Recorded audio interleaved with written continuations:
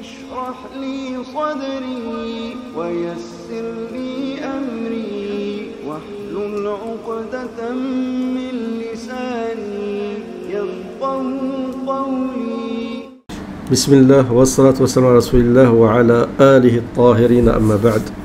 Concernant la vidéo de ce matin, vous étiez quelques-uns posé la question à savoir si un petit peu je te le rhin. Personnellement, je ne connais pas d'argument vis-à-vis de ça dans le Coran et la Sunna, si ce n'est que le rhin peut émaner de n'importe qui, même d'une personne qui est croyante. Ça c'est sûr, mais ensuite le rhin varie en fonction de la personne qui le jette. Donc vous avez vu que le rhin de l'histoire de ce matin, bon c'était quelque chose en fait, ça aurait pu être plus grave, mais bon, si c'est par exemple ça qu'un rhin, il peut vous emmener à la tombe directement.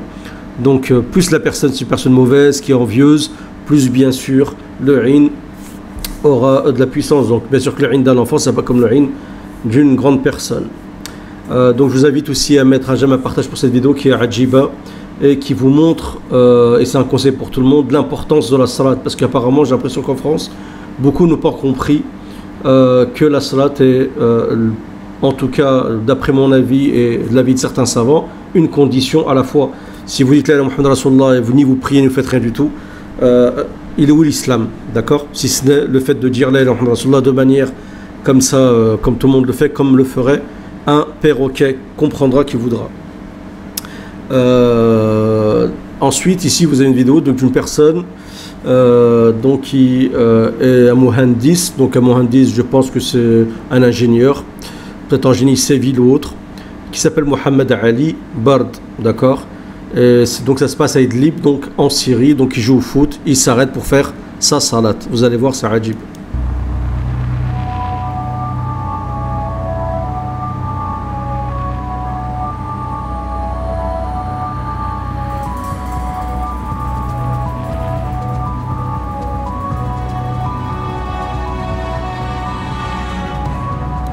Donc voilà, c'est bien, il joue au foot, il fait du sport, mashallah. Et il a quand même, voilà, leur salat, ça s'est arrêté pour faire salat, d'accord, très bonne chose.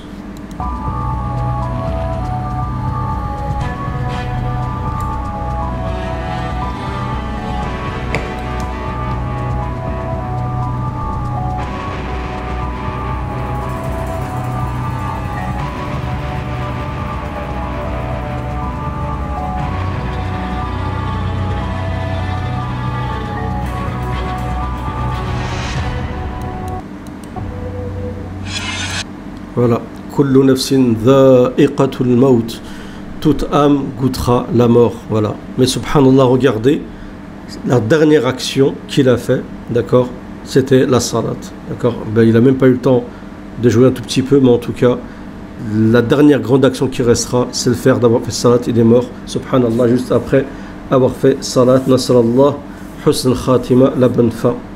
Donc, inch'Allah, qu'Allah Azza lui pardonne et lui donne le paradis. Donc soyez quoi que vous faisiez, d'accord, essayez au moins de ne jamais délaisser la salat, car la salat c'est une condition de la foi, même s'il y a des divergences sur le fait de ne pas la faire par fainéantise ou de temps en temps, mais je pense que tous les versets du Coran, les hadiths dans leur ensemble vont dans le sens que la salat est une condition de la foi, d'accord. On ne peut pas envisager qu'il y ait un islam sans acte, d'accord, c'est pas possible.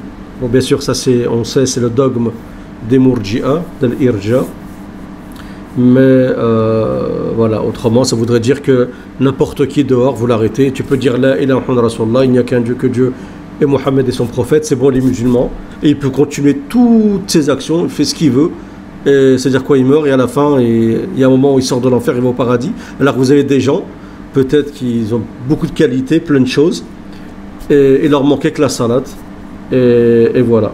Donc c'est pour ça que y a une justice, c'est pareil pour tout le monde. Donc as-salat, comme le prophète a dit avant sa mort, wa ma malakat aymanukum, d'accord, la prière. Donc la prière, c'est très important.